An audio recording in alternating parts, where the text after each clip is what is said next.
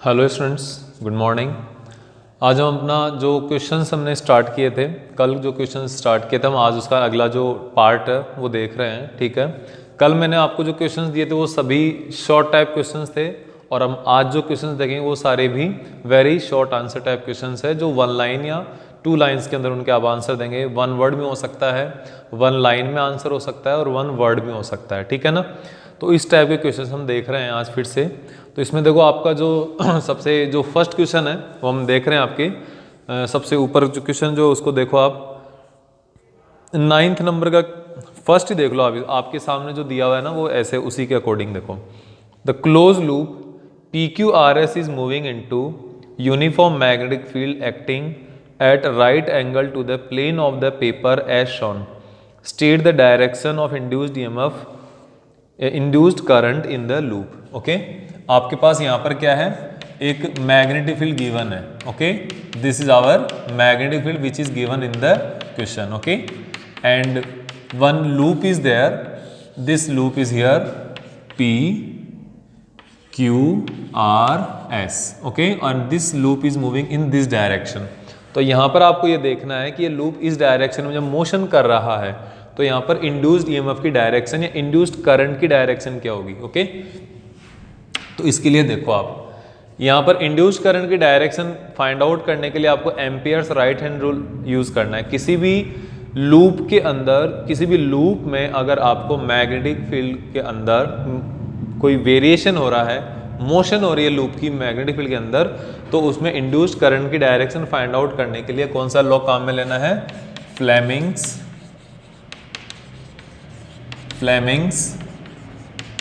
Right hand thumb rule. ये इस चीज को याद कर लो एकदम। ठीक है, अब Fleming's right hand thumb rule में क्या है ये आपको पता होना चाहिए। हमारी जो थंब होगा, थंब विल रिप्रेजेंट मोशन। ठीक है, थंब क्या होगा, मोशन को रिप्रेजेंट करेगा। इसको हमेशा याद कर लो, इसको नोट कर लो आप हर जगह। ठीक है, फिर इसके बाद ये मैं यहां पे नोट कर देता हूं, थंब ये क्या होगा, मोशन होगी। ठीक है, फिर इंडेक्स फिंगर क्या होगी थंब के पास में, ये होगा मैग्नेटिक फील्ड, ये मैग्नेटिक फील्ड होगा। और उसके बाद हमारे पास क्या है, मिडिल फिंगर है, या सबसे बड़ी जो बड़ी फिंगर है, मिडिल फिंगर क्या होगी, यहां पर आपके सामने करंट की डायरेक्शन होगी, इंड्यूस्ड करंट। तो Fleming's right hand thumb rule है, तो राइट हैंड थंब रूल में अपना दायां हाथ काम में लेना है। ठीक है ना, तो अब इसके बाद आगे देखो, यहां पर जब आपके पास यहाँ पे ये आप इस लूप की किसी एक डायरेक्शन को कंसीडर कर लो, क्योंकि सबसे पहले कौन सी डायरेक्शन आ रही है, पी वाली साइड ही आ रही है। ठीक है, जब ये इसके अंदर मूव करेगा तो सबसे पहले कौन है, मैग्नेटिक फील्ड। मैग्नेटिक फील्ड किसकी कौन सी डायरेक्शन में है, इनवर्ड डायरेक्शन में है ना, तो दिस राइट हैंड की आपकी जो इंडेक्स फिंगर है, this index finger will represent magnetic field and this will represent motion.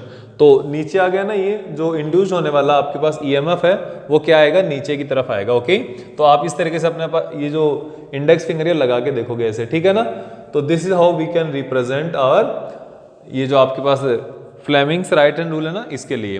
तो थंब, ये जो थंब हो जाएगा इसका मोशन, ये तो मोशन हो जाएगी, और ये जो फिंगर है ये इसकी इनसाइड डायरेक्शन में हो जाएगी, तो ये नीचे वाली फिंगर आपके डायरेक्शन को शो करेगी। ठीक है ना, तो ये डायरेक्शन क्या है,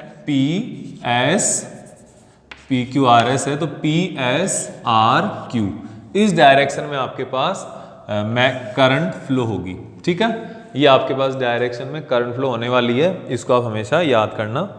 ठीक है, फिर 10th नेक्स्ट क्वेश्चन आपके पास देखो बोर्ड पे, A planar loop of rectangular shape is moved within the region of uniform magnetic field acting perpendicular to its plane. What is the direction and magnitude of induced EMF in it? कोई भी यहाँ पे diagram नहीं given है। ठीक है, यहाँ पर कोई भी डायग्राम गिवन नहीं है, लेकिन यहाँ पर ये क्या कह रहा है, planar loop of rectangular shape is moved within the region of uniform magnetic field acting perpendicular to its plane। अब यहाँ पे आपको काम में इसको ध्यान से देखना है। Magnetic field is perpendicular to the plane. Okay. And what is the direction of induced EMF? देखो देखना यहाँ पे इसमें क्या है, this rectangular loop is moving from out from a normal region to magnetic field, बाहर से आउट से इन आ रहा है, ठीक है। लेकिन अगर मैं यहां पर ऐसा कोई मैग्नेटिक फील्ड कंसीडर कर लेता हूं, कोई लूप है, इसको आपने इसके अंदर रखा हुआ है, इसके अंदर आपने प्लेस कर दिया, ओके। अब ये लूप इसके अंदर ही मोशन कर रहा है, तो क्या इसके थ्रू, इस लूप के थ्रू क्या कोई भी फ्लक्स चेंज होगा? और जब तक फ्लक्स चेंज नहीं होगा तब तक कोई भी इंड्यूस्ड करंट नहीं होगी। तो यहां पर ये इसके, जब तक इसके अंदर with in the magnetic field move करता रहेगा तो यहां पर कोई भी फ्लक्स में वेरिएशन नहीं आएगा, और फ्लक्स में वेरिएशन नहीं आने की वजह से यहां पे करंट इंड्यूस्ड नहीं होगी। तो इसका आंसर क्या आने वाला है? No, there is no induction of current because there is no change in magnetic flux while this loop is moving within the magnetic field. अगर ये इसके बाहर जाएगा या फिर ये इसके अंदर आएगा तब उस डायरेक्शन में यहां से मैग्नेटिक फील्ड इंड्यूस हो सकता है, ये सब हो सकता है, ठीक है। तो ध्यान रखना। फिर है 11th क्वेश्चन का नेक्स्ट क्वेश्चन देखो आप, क्या है सामने आपके, rectangular loop of wire is pulled to the right away from the long straight wire through which a steady current flow upward direction. What is the direction of induced EMF in the loop? देखो ये भी आया हुआ question आपके पास 2010 में आया हुआ है। In this case, in next case we have this wire and in this side we have one loop and this loop is moving away from this wire. ये वायर है जिसके अंदर ये करंट क्या है? स्टेडी करंट है। Steady current means it's a constant current, there is no variation in this current but there is a motion of this loop. तो एक बात देखो, सबसे पहले यहां पर इंड्यूस्ड करंट की डायरेक्शन फाइंड आउट करने के लिए हमें क्या करना पड़ेगा? हमें राइट हैंड थंब रूल लगाना पड़ेगा। राइट हैंड थंब रूल के लिए आपको मैग्नेटिक फील्ड की डायरेक्शन पता होनी चाहिए, मोशन की डायरेक्शन पता होनी चाहिए, आपके पास ऑटोमेटिकली इस करंट की डायरेक्शन आ जाएगी। तो राइट हैंड थंब रूल के लिए देखो, यहां पर मैग्नेटिक फील्ड कैसे होगा? जब आपके पास राइट हैंड थंब रूल से मैग्नेटिक फील्ड निकाल लो, ये ऊपर की तरफ करंट फ्लो हो रही है, तो this inside will be the direction of current, okay.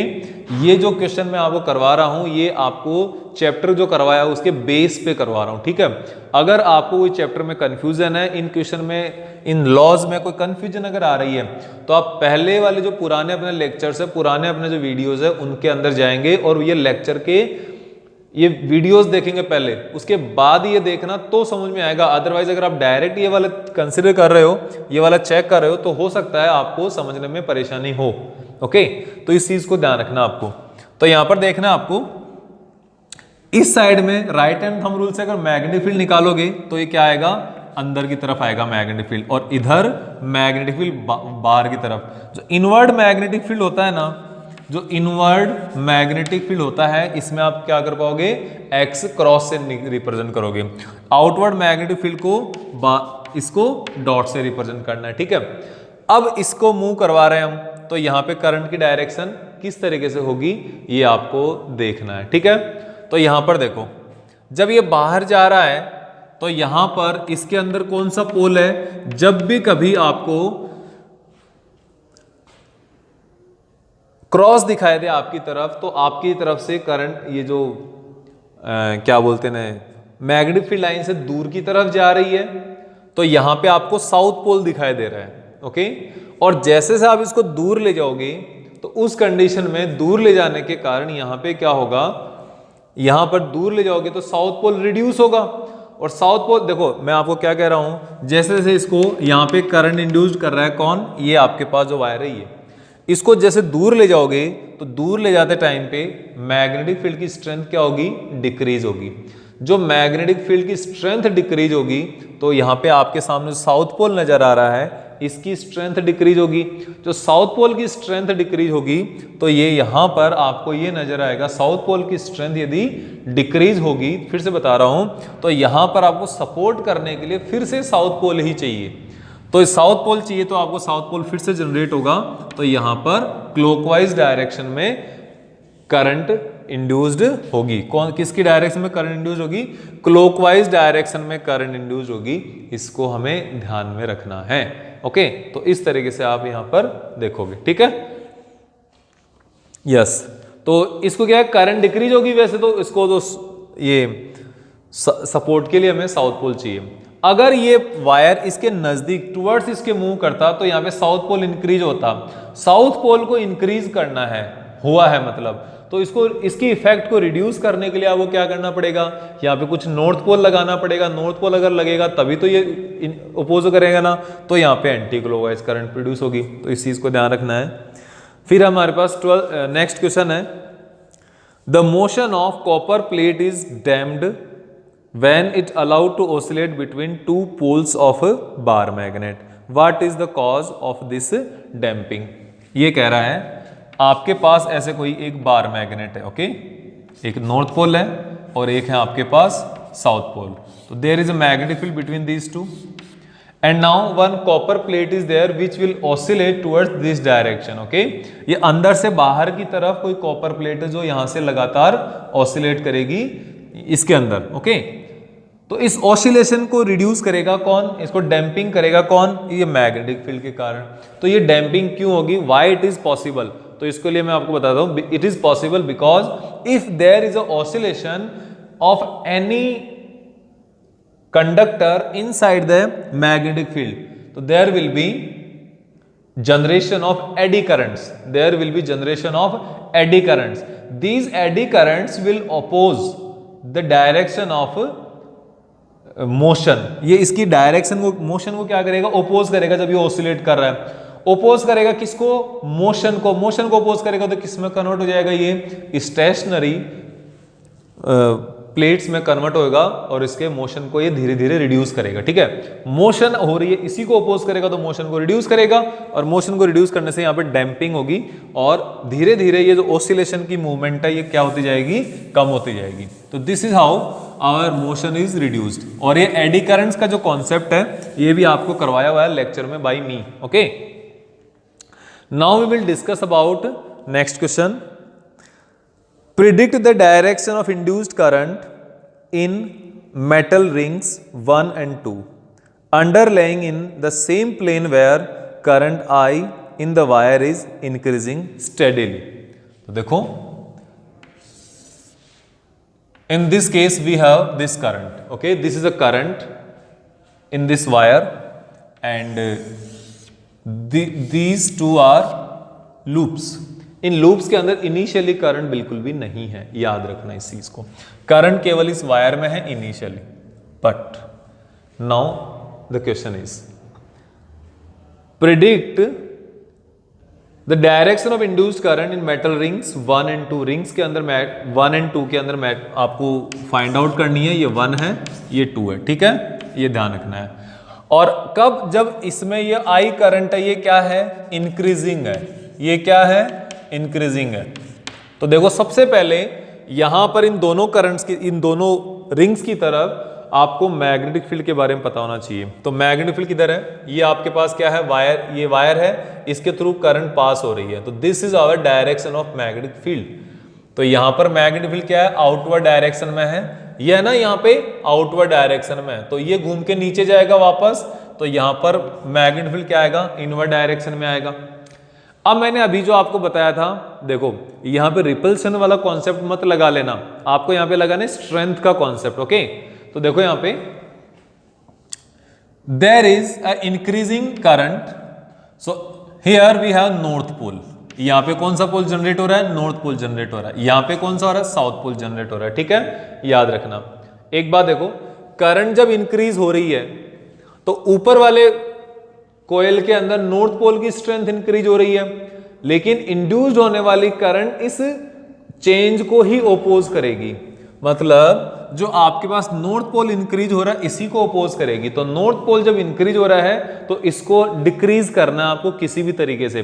तो नॉर्थ पोल को डिक्रीज करने के लिए, उसके इफेक्ट को डिक्रीज करने के लिए आप वहां पे क्या लगाओगे, आप वहां पे साउथ पोल लगाओगे। तो यहां पे इंड्यूस्ड करंट की डायरेक्शन क्या आएगी, साउथ पोल आएगी। तो फर्स्ट कोयल के अंदर करंट इंड्यूस्ड की डायरेक्शन कौन सी हो गई, यहां पे क्लॉकवाइज हो गई। दिस इज, हाँ yes, this is clockwise.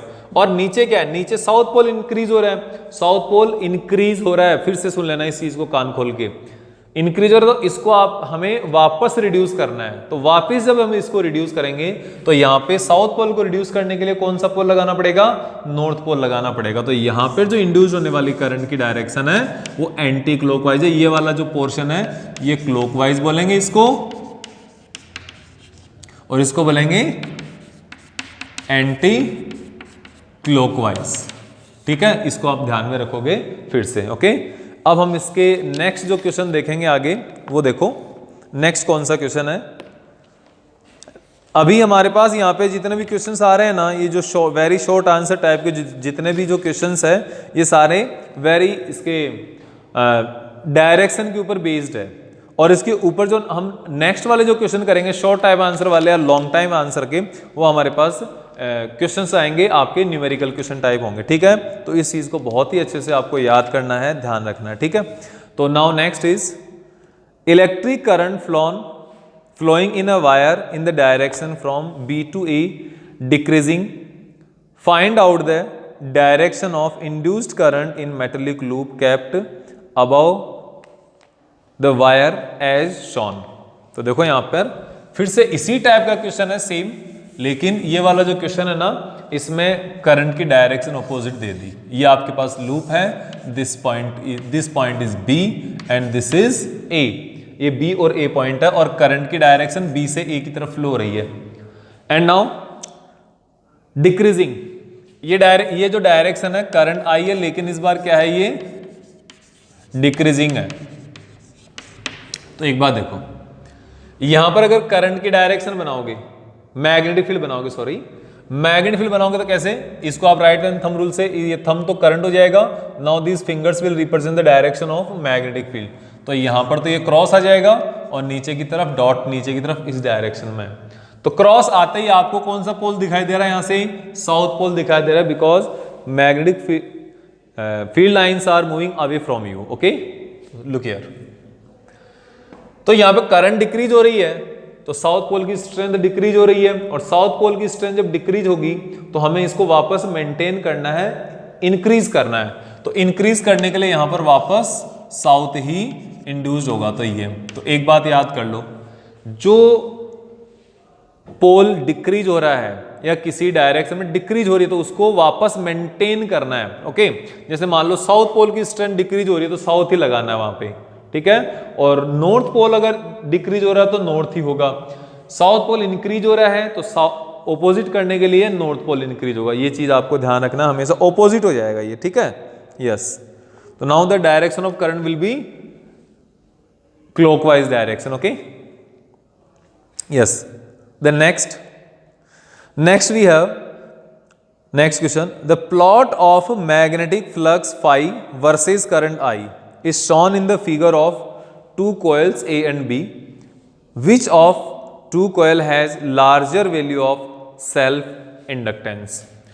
In this case we have two different coils. Okay, and there are two different graph for these coils, and this graph is A and this graph is B, and this is phi and this is I. Yes, this is phi and this is I. तो आपको ये बताना है कि कौन सा इनमें से ज्यादा L का, या जिनकी जो सेल्फ इंडक्टेंस है वो किसकी ज्यादा है।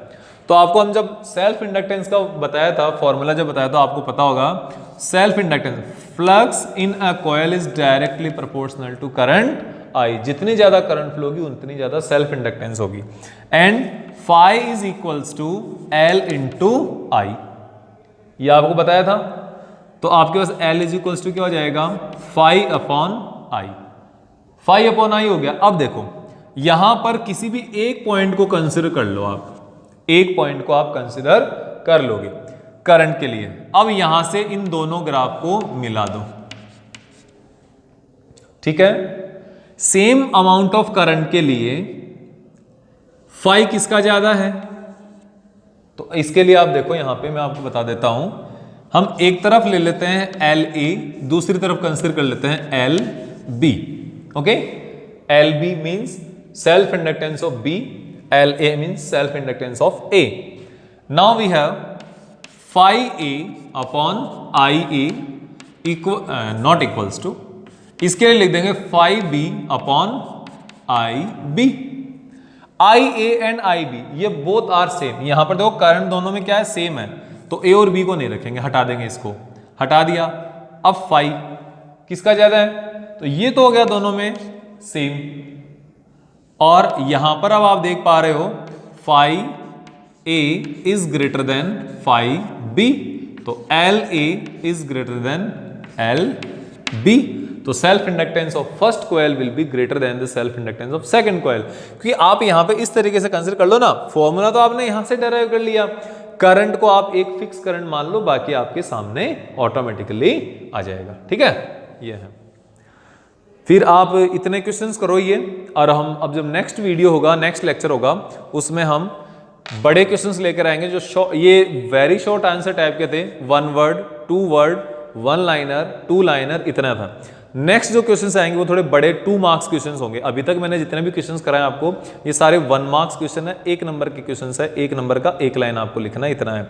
जो नेक्स्ट क्वेश्चंस आएंगे वो न्यूमेरिकल बेस्ड होंगे और साथ ही साथ अच्छे क्वेश्चन होंगे। ओके बाय, थैंक यू, इनको आप नोट कर दें।